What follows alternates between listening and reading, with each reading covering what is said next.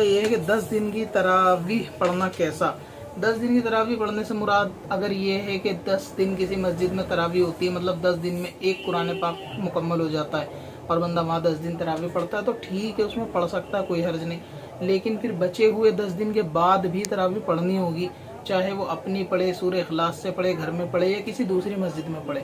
بعض لوگوں کا یہ خیال ہوتا ہے کہ ایک قرآن سننا ہے، لہٰذا 10 یا 5 دن والے میں سن لیتے ہیں تاکہ سر سے بوجھ اتر جائے گا. اس کے بعد اگر بیچ میں چھوٹ بھی گئی تو کوئی دقت نہیں ہے، اور وہ پھر جان جان کر چھوڑ چھوڑ کے پڑھتے ہیں. تو یہ بھی جو ہے وہ ناجائز ہے. تراویح سنت موقدہ ہے، ان کو ترک کرنا بھی گناہ ہے اور عادت بنا لینا گناہ کبیرہ ہے.